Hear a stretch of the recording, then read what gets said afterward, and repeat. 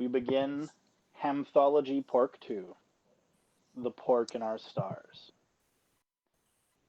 Inside an enormous metal phallus screaming across the night sky at a rate that would overtake a rifle shell fired off of a bullet train, an odd grouping of scientist athletes and anthropomorphized technological wonders stare out into the infinite void racing to meet them at the precipice of Earth's final future. Armed with the world's most advanced computational systems and the overwhelming fear of consequences in light of failure, the bravest geniuses and strongest philosophers that could be gathered under cover of night were hurled past the limits of their atmosphere and toward the ultimate unknown. Captain Von Ham, one of the greatest flying pigs in American naval history. He finished his tour in the Pacific Theater with 14 confirmed kills, all before intermission. He has lain the only hoofprint on the moon and led over a dozen aerial missions beyond the Van Allen radiation belt. Brace yourselves, everyone. The final solid rocket thruster is about to detach. Dr. Evelyn Allhallows, Rhodes Scholar, mathematics savant, and the premier cephalopod in the field of computer sciences. She currently holds the highest level military clearance afforded to civilians in peacetime due to her consultation on various cutting-edge and top-secret projects. It will take approximately 14.5 more seconds to completely break free of Earth's gravitational pull. And John Turturtle, head researcher at Vanilla Labs, defector from a foreign superpower, and suspected war criminal, is the only sympathetic reptile with potential knowledge of the proprietary systems held within the rogue satellite left untended by hostile forces. Please, control your ship, Captain. The cargo we have on board cannot be jostled around like a common spritzable soda. The various secondary crew members mumble and grimace as the ship shakes tremendously, and then suddenly becomes deathly still. My word, the stars. It's quite a sight to behold, Captain. I can't say I've gotten used to it myself. However, duty calls. Rango, Bells, held out to the actuator compartment and complete a full systems check. Mr. Turturtle, unload his cargo and get it brought over so it can be prepped to be placed on the satellite. Doctor, would you mind heading over to the comms tower to begin examining its outgoing transmissions? We should be able to receive them shortly, once we clear the electromagnetic interference. Of course, Captain. I'll make sure to issue a status update within the hour. Allhallows quickly clambers out of the room, efficiently using all 10 legs to propel herself through the zero-gravity environment. The crew followed behind in fits, moving solemnly to their positions, their suits making a whispery hiss in the new and complete silence. It seems like you and your crew are quite well coordinated, Captain. We are tested and drilled to the nth degree, sir, to be prepared even on short notice like this. In fact, due to the haste utilized to put this mission together, I'm not exactly sure what it is we are transporting here, or how it can help with a dangerous piece of foreign equipment.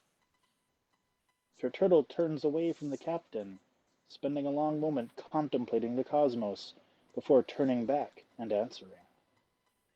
It is a secret, you know. Were I to tell you now, the same amount of people on and off Earth would understand what it is I brought with us. It is a temptation, to be sure, but I feel we may be better off minding our respective tasks. I'll harbor no argument to that, sir. Be it far from me to stick my snout where it doesn't belong. Not at all, Captain. I'll be off now to perform the necessary procedures and meet with your people for transport. Be careful, sir. Moving in zero gravity can be just without a full training regimen. Turturtle gave a nod and a weak smile, and slowly pulled himself out of the bridge. Captain Ham's eyes had never left the viewport, scanning out beyond the ship, beyond the point where the horizon was lost, and the friscolating dust light was all that lay before him. Dr. Allhallows was engrossed in her work, intently listening to a sequence of digital beeps and scratching notes in shorthand. She had filled out over a page before the pattern emerged, and had written out several full words before realizing it. Signal, birth, commence, worldwide, What were you trying to send out?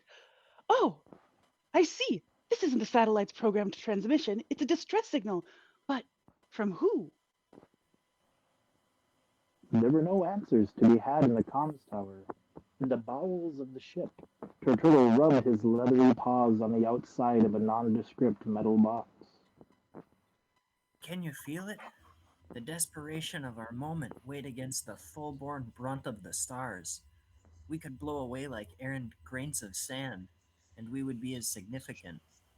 You will help me change that, yes? Together, yes, we shall live on. That even when the stars fade from the heavens, our work shall live on. Together, you will spread our vision. End of Act 1. Act 2. Dr. Allhouse moved the corridors of the ship toward the bridge, eager to tell Captain Ham of her findings. Captain? I was trying to hail you on the radio, but I wasn't able to get through to you. That's odd. We'll have to use the pneumatic tube system to send a message to Ralton Engineering. Get him to have a look at it. Have you found anything yet, Doctor? I was able to pick up a signal that was translatable, but it wasn't from the satellite's array. It was from a distress signal. Before I could decrypt the entire message, I lost the signal, and that our entire internal comms were out as well. Strange. Until we're in range of our target, there shouldn't be anything nearby capable of generating a strong enough signal to break up our... The captain is interrupted by a loud squawk of static coming from the radio terminal nearby.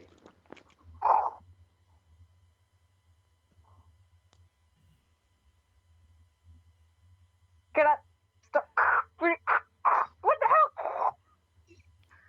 Captain Ham rushes to the comms terminal. I copy. Captain Ham here. Repeat the message. We have enter... What's all this then? Captain, something just moved, just passed across the viewport. I couldn't make out what it was. It moved so quickly. Just then, the ship's alarm klaxons began sounding. Egads, Doctor. Follow me closely. We've got to get a handle on the situation. Red warning lamps are flashing as the captain and doctor make their way past the empty comms tower, crew quarters, and toward engineering. They are about to pass the door as Turtle comes barreling out. Captain, what's the meaning of this? I require certain conditions to prepare my equipment. We're investigating it. Is anyone in engineering with you? No, it's only me in here. Your people never reported from the actuator. Strange. Stay in this area, Turtle. We'll get word to you when this is under control. Yes, we'll stay here. We'll be fine. Yes. Just give me peace and we'll be fine. Are you all right? Turtle doesn't answer and pulls the latch shut on the engineering compartment behind him. Captain, Turtle is acting strangely.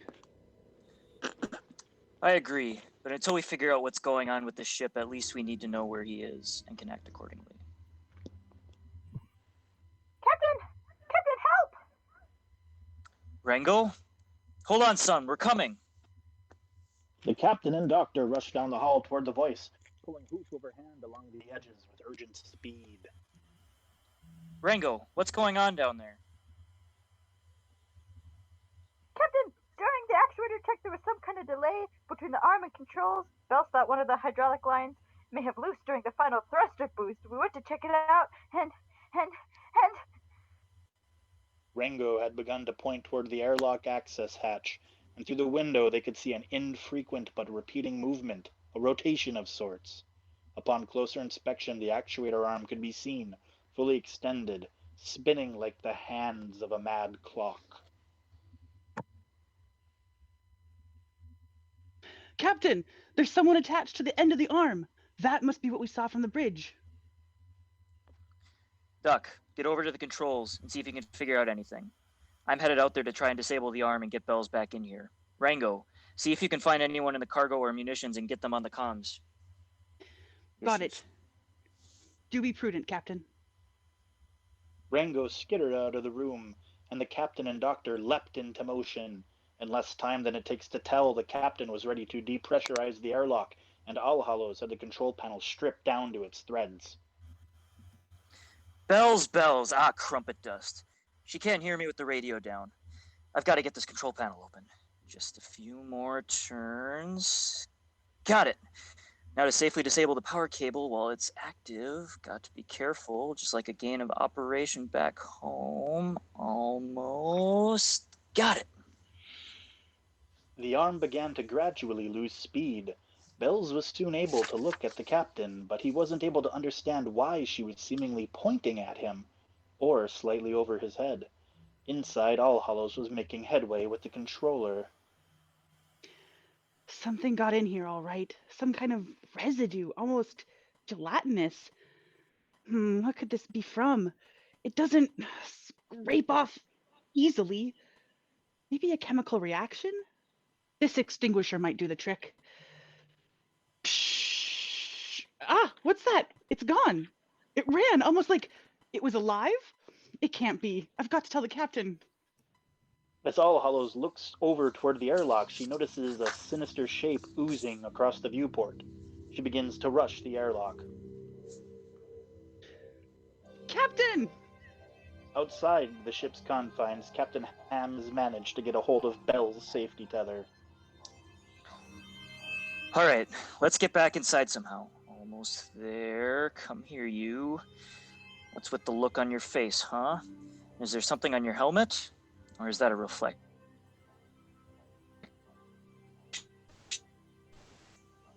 As Captain Ham turned around, he saw some mucilaginous form rise up in front of him, blocking his path back through the airlock.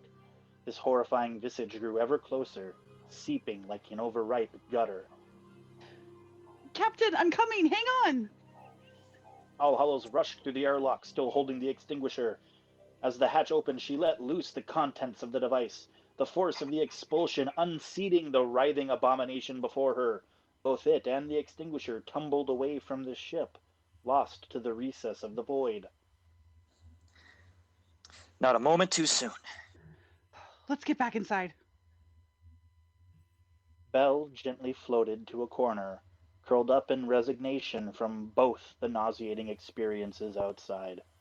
Captain Ham and Dr. Allhallows were breathing heavy after discarding their space helmets, gulping in the dark. A gulp. What was that? I have no earthly idea. But whatever that was, it sure caused a lot of chaos rather quickly. I wonder... Just then, a strange guttural groan issued from the hall in front of them, followed by a resounding crash. Was that from the cargo hold? Only one way to find out. Let's go. End of Act 2.